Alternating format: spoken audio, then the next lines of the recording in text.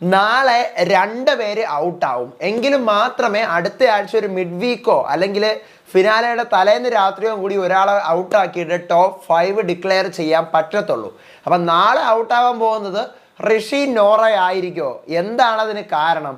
ഇന്ന് കണ്ണാടി നോക്കി സ്വയം ആത്മവിശ്വാസം കൂട്ടാനായിട്ട് ടാസ്ക് കിട്ടിയത് സിജോയ്ക്കും അർജുനുമാണ്. അവർ രണ്ടുപേരും ആ കാര്യം പറഞ്ഞെങ്കിലും അർജുൻ അതിനകത്ത് പൊട്ടിക്കരയുന്നുണ്ട്. ഇന്നത്തെ എപ്പിസോഡിൻ്റെ റിവ്യൂ പറയാനാണ് ഞാൻ വന്നിരിക്കുന്നത്. Welcome back to Ansif moonlight media. I'm Ansif. Video ആദ്യമായിട്ട് കാണുന്നവർ ചാനൽ സബ്സ്ക്രൈബ് ചെയ്യണം, ലൈക്ക് ചെയ്യണം, ഷെയർ ചെയ്യണം. നിങ്ങളുടെ അഭിപ്രായങ്ങൾ മസ്റ്റായിട്ട് താഴെ കമൻറ്റ് ചെയ്യണം. ഇതുപോലത്തെ എക്സ്ക്ലൂസീവ് ജെനുവിൻ അപ്ഡേറ്റ്സിനായിട്ട് ഇപ്പോൾ തന്നെ നമ്മുടെ പേജ് ഫോളോ ചെയ്യാൻ വേണം. ആദ്യം തന്നെ നാളത്തെ എവിക്ഷൻ്റെ കാര്യങ്ങൾ പറയാം. നമുക്കറിയാം അഭിഷേക് ഒഴിച്ച് ബാക്കി 7 പേരും എവിക്ഷനിലുണ്ട്. ആര് വേണമെങ്കിലും ഔട്ടാവാം. ഋഷിയുണ്ട്, ജിൻഡോ ഉണ്ട്, അർജുനുണ്ട്, നോറയുണ്ട്, ശ്രീതു ഉണ്ട്, ജാസ്മിൻ ഉണ്ട്, സിജോ ഉണ്ട്. ഇവർ 7 പേര് നോമിനേഷനിലുണ്ട്.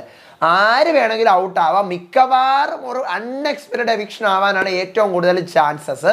എന്നിരുന്നാലും ഒരു പ്രഡിക്റ്റബിൾ എവിക്ഷൻ ആണെന്നുണ്ടെങ്കിൽ ഋഷിയും നോറയും, ഡബിൾ എവിക്ഷൻ ആണെന്നുണ്ടെങ്കിൽ നോറയും ഋഷിയും. നോറ എന്തായാലും പോകുന്നുള്ള കാര്യം ഒരു 90% ഉറപ്പാണ്. കാരണം ഈ പറയുന്ന പോലെയുള്ള പെർഫോമൻസിൽ വലിയ മികവും കാര്യങ്ങളൊന്നും തന്നെ നോറ സീക്രട്ട് റൂമിലായിട്ട് വന്നിട്ടില്ല.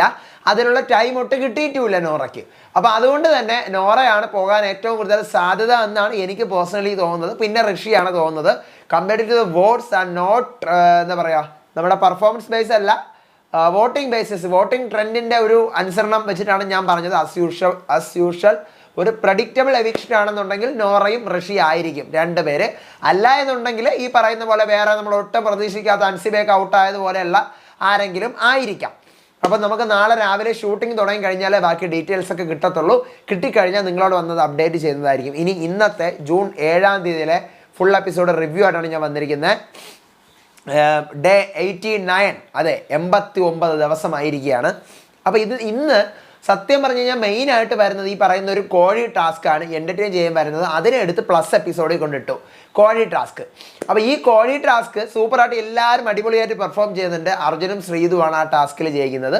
പിന്നെ മെയിൻലി ഫിലിം ഓഡീഷനാണ്. മലയാളം ബിഗ് ബോസിൻ്റെ ചരിത്രത്തിൽ ആദ്യമായിട്ടാണ് ഒരു മൂവിയുടെ ഓഡീഷൻ ബിഗ് ബോസിൻ്റെ സെറ്റിനകത്ത് വെച്ച് നടക്കുന്നതെന്നാണ് എൻ്റെ ഒരു ഓർമ്മയിൽ. അല്ലേ, ആദ്യമായിട്ടല്ലേ? അത് അവരാരാണെന്ന് ഇതുവരെ പറഞ്ഞിട്ടില്ല. ജീത്തു ജോസഫും ആൻ്റണി പെരുമ്പാവൂരും കൂടെ വന്നിട്ട് ഓരോരുത്തർക്കും ഈ പറയുന്ന പോലെ അർജുൻ, ശ്രീതു, ജിൻഡോ, ജാസ്മിൻ, സിജോ, നോറ, ഋഷി, അഭിഷേക് ഇവർ 8 പേർക്കും 2 ഗ്രൂപ്പുകളായിട്ട് തിരിഞ്ഞുകൊണ്ട് പെർഫോമൻസ് വിവിധ തരത്തിലുള്ള എന്താ പറയുക തീം കൊടുത്തുകൊണ്ടുള്ള ഇവരുടെ സ്ക്രിപ്റ്റും കാര്യങ്ങളൊക്കെ ആയിരുന്നു. സൂപ്പറായിട്ട് എല്ലാവരും സൂപ്പറായിട്ട് ചെയ്തു. അതിനുശേഷം ആന്റണി പെരുമ്പാവൂരും ഈ പറയുന്ന ജീത്തു ജോസഫുമായിട്ടുള്ള ഒരു ഇൻട്രാക്ഷൻ. അപ്പം ബാക്കി കാര്യങ്ങൾ ആരൊക്കെയാണ് ക്യാരക്ടറിന് ആപ്റ്റായിട്ടുള്ള ആളുകളെ അറിയിക്കും. ഇതിനകത്തുനിന്ന് ഒരാൾ എന്തായാലും പക്കാ സെലക്റ്റഡ് ആണ്. ബാക്കിയുള്ളവരുടെ കാര്യങ്ങളൊക്കെ അറിയിക്കും. എന്തായാലും ഒരാൾ ആ പറയുന്ന ആളെ ലാലേട്ടനോ ബിഗ് ബോസോ ഒക്കെ തന്നെ നിങ്ങളിൽ അറിയിക്കും. ഗ്രാൻഡ് ഫിനാലയുടെ അന്ന് കാണാം എന്ന് പറയുന്നുണ്ട്. അപ്പോൾ ഗ്രാൻഡ് ഫിനാലെ തന്നെയായിരിക്കും മോസ്റ്റ് പ്രോബബ്ലി അത് ആരാണ് ആ ഒരു വിന്നർ എന്ന് പറയുന്ന സംഭവം അനൗൺസ് ചെയ്യാനായിട്ട് പോകുന്നത്. ഇതാണ് മെയിൻ എപ്പിസോഡിൽ വരുന്ന സാധനം. പിന്നെ ഒരു സ്പോൺസർ ടാസ്കും കൂടി. പിന്നീട് നമ്മുടെ പ്ലസ്സിനകത്താണ് ഈ പറയുന്ന അർജുനും സിജോയാണ് ഇന്ന് മിറർ നോക്കി പറയുന്നത്. ബാക്കിയുള്ളവരൊക്കെ പറഞ്ഞു തീർന്നു. അപ്പം അവരുടെ ഒരു സംഭവം കാണിച്ചപ്പോൾ സിജോ അതിനകത്ത് പറയുന്നത് ഫുള്ളി സിജോയുടെ കോൺഫിഡൻസ് ആണ്. ആ കണ്ണാടി നോക്കിയിട്ട് സ്വയം പ്രതിബിംബത്തോട് പറയുന്നത് നീ ഇവിടെ വന്നപ്പോൾ നീ ആരും അല്ലായിരുന്നു, അപ്പം നീ എന്താണെന്ന് നീ കാണിക്കാൻ നോക്കി, അതിന് വേണ്ടിയിട്ടാണ് നീ ഫസ്റ്റ് ഡേ അങ്ങനെ ചെയ്തത്. പിന്നെ അപ്രതീക്ഷിതമായിട്ട് പുറത്തു പോകേണ്ടി വന്നു, ഒത്തിരി യാതനകൾ അനുഭവിക്കേണ്ടി വന്നു, നീ ഇവിടെ തിരിച്ചു വന്നപ്പോൾ പലരും നിന്നെക്കുറിച്ച് പറഞ്ഞ കാര്യങ്ങളൊക്കെ നീ കണ്ടു, എന്നിട്ടും ഷുഗർ കോട്ട് ചെയ്ത് സംസാരിക്കാൻ നോക്കി, നിനക്ക് പറ്റുന്നില്ല, നിനക്ക് നിൻ്റെ വായിൽ പ്ലേറ്റ്സ് ഉള്ളതുകൊണ്ട് നിനക്ക് അധികം സംസാരിക്കാൻ പറ്റുന്നില്ല, അധികം കാര്യങ്ങൾ ഇൻട്രാക്ട് ചെയ്യാൻ പറ്റുന്നില്ല, പഴയതുപോലെ ടാസ്ക് ചെയ്യാൻ പറ്റുന്നില്ല. എന്നിരുന്നാലും നീ പരമാവധി നോക്കി. പക്ഷേ നിൻ്റെ അമ്മ വന്നപ്പോൾ നിന്നോട് പവറായിട്ട് കളിക്കാൻ പറഞ്ഞു. എന്നെ കൊണ്ട് പറ്റുന്ന ലെവലിൽ ഞാൻ മാക്സിമം പരമാവധി പൊളിയായിട്ട് കളിക്കുന്നുണ്ട് എന്നുള്ള കാര്യമാണ് സിജോ പറയുന്നത്. ഓക്കെ, വെരി വെൽ കോൺഫിഡൻ്റ് ആയിട്ടാണ് സിജോ പറയുന്നത്. സൂപ്പർ ആയിരുന്നു. ദെൻ അർജുനാണ് വരുന്നത്. അർജുൻ വന്നിട്ട് അർജുൻ എന്ന് പറയുന്ന ആൾ ഇനി മരിച്ചാലും കുഴപ്പമില്ല, കാരണം ഞാൻ ജീവിച്ചിരിപ്പുണ്ടെന്ന് 10 ആൾക്കാർ അറിഞ്ഞു.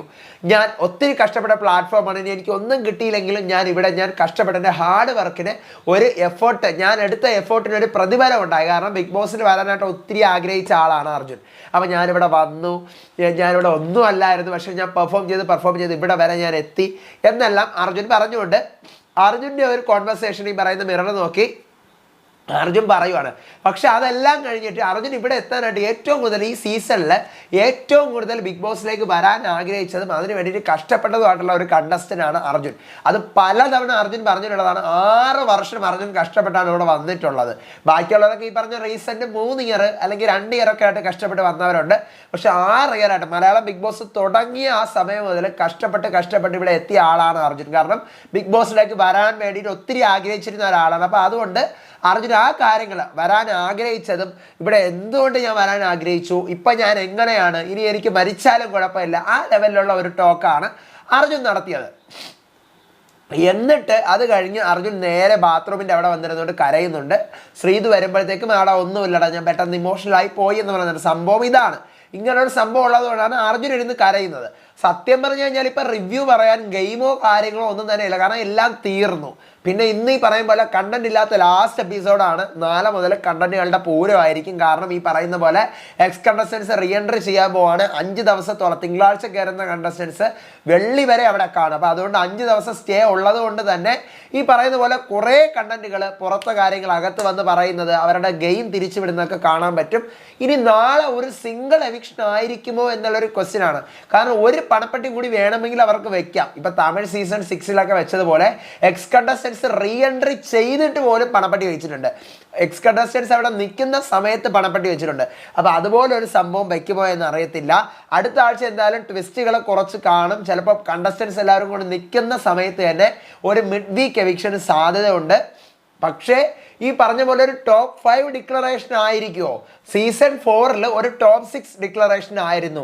ആരൊക്കെ? ദിൽഷ, ബ്ലസ്ലി, റിയാസ്, ലക്ഷ്മിപ്രിയ, ധന്യ, സൂരജ്. അപ്പോൾ നമുക്ക് ഒന്നും പറയാൻ പറ്റാത്ത ഒരു അവസ്ഥയാണ്. ടോപ്പ് 5 ഡിക്ലറേഷൻ ആണോ അതോ ടോപ്പ് 6 ഡിക്ലറേഷൻ ആണോ നമുക്ക് അറിയില്ല. പക്ഷെ സത്യം പറഞ്ഞാൽ ടോപ്പ് 5 ഡിക്ലറേഷൻ ആണ് ഇത്തവണയെങ്കിൽ ട്വിസ്റ്റുകൾ നമുക്ക് കിട്ടും. കാരണം ചിലപ്പോൾ നാളെ ഡബിൾ എവിക്ഷൻ കാണും, അടുത്ത ആഴ്ച ഒരു മിഡ് വീക്കും കാണും. അപ്പോൾ കുറച്ചൊക്കെ ട്വിസ്റ്റ് ആയിരിക്കും. മറ്റേത് ഈ ടോപ്പ് 6 ആണെങ്കിൽ ഗ്രാൻഡ് ഫിനാലെ എപ്പിസോഡ് കുറേ കൂടി ലാഗ് അടിച്ചങ്ങ് പോകുന്നുള്ളതല്ലാതെ വേറെ ട്വിസ്റ്റുകളൊന്നും അതിനകത്ത് വരാൻ പോകുന്നില്ല. എനിക്ക് പേഴ്സണലി ഞാൻ ആഗ്രഹിക്കുന്നത് ടോപ്പ് 5 ഡിക്ലറേഷൻ വേണമെന്നാണ്. എങ്കിലേ ചിലപ്പോൾ ഈ പറയുന്ന പോലെ നാളെ 2 എവിക്ഷൻ, ചിലപ്പോൾ നാളെ 1 എവിക്ഷനെ ചിലപ്പോൾ നടക്കത്തുള്ളൂ. അങ്ങനെയാണെങ്കിൽ 1 എവിക്ഷൻ നാളെ, 1 മിഡ് വീക്ക്, 1 ഫിനാലയുടെ തലേന്ന്. അപ്പോൾ അങ്ങനെയൊക്കെ വെറൈറ്റി സാധനങ്ങൾ വരും. അല്ലാതെ ഈ ടോപ്പ് 6 ഡിക്ലറേഷൻ ആണെങ്കിൽ നാളെ ഒരാൾ, മിഡ് വീക്ക് ഒരാൾ, തീർന്ന്. ബാക്കി 6 പേര് അവിടെ ഉണ്ടല്ലോ. പക്ഷേ EVPയിൽ നടക്കാൻ പോകുന്ന ആദ്യത്തെ ഫിനാലെയാണ് നമ്മുടെ. അപ്പം നമുക്ക് ഒത്തിരി കാര്യങ്ങൾ ഞാൻ എക്സ്പെക്ട് ചെയ്യുന്നുണ്ട്. തമിഴ് ബിഗ് ബോസിൽ ഇപ്പോൾ കഴിഞ്ഞതുപോലെ തമിഴ് ബിഗ് ബോസിൽ നിന്ന് എപ്പോഴും 3 പേരെയാണ് ഹൗസിൽ നിന്ന് വെളിയിൽ ഇറക്കി കൊണ്ടുവരുന്നത്. ഇപ്പോൾ കഴിഞ്ഞ സീസൺ 7 അതിന് മുമ്പത്തെ സീസൺ 6 നമ്മുടെ ലാലേട്ടൻ വന്ന് കൈപിടിച്ചുകൊണ്ട് പോകുന്നത് പോലെ അല്ല. കമൽഹാസൻ സാറ് സ്റ്റേജിൽ നിൽക്കും, 3 പേര് സെറ്റിൽ നിന്ന് ഇറങ്ങി വരും. 3 പേര്, 2 പേരല്ല, 3 പേര് ഇറങ്ങി വരും. ടോപ്പ് 1, 2, 3. അപ്പോൾ അതുപോലെ 3 പേരൊക്കെ ഇറങ്ങി വരാനുള്ള സാധ്യത ഉണ്ട്. എന്നിട്ട് സ്റ്റേജിൽ വന്നിട്ട് ഒരാൾ അവിടെ വെച്ച് എവിക്റ്റ് ചെയ്യും. അങ്ങനത്തെ ഒരു സംഭവമൊക്കെ ഉണ്ട്. അപ്പോൾ അതുപോലെ ആയിരിക്കുമോ അതോ ലാലേട്ടൻ തന്നെ നേരിട്ട് ഹൗസിൽ പോയി 2 പേരെ ഇടതും വലതും പിടിച്ച് തീയൊക്കെ കത്തിച്ചുകൊണ്ട് കൊണ്ടുവരുമോ എന്നൊക്കെ അറിയില്ല. എന്തായാലും ഒത്തിരി ട്വിസ്റ്റുകൾ പ്രതീക്ഷിക്കുന്നുണ്ട് ഫിനാലയിൽ. അതൊക്കെ നോക്കാം. രാവിലത്തെ എവിക്ഷൻ അപ്ഡേറ്റുകളായിട്ട് വരാം. അപ്പോൾ അതുവരേക്കും ബൈ ആൻഡ് ടേക്ക് കെയർ.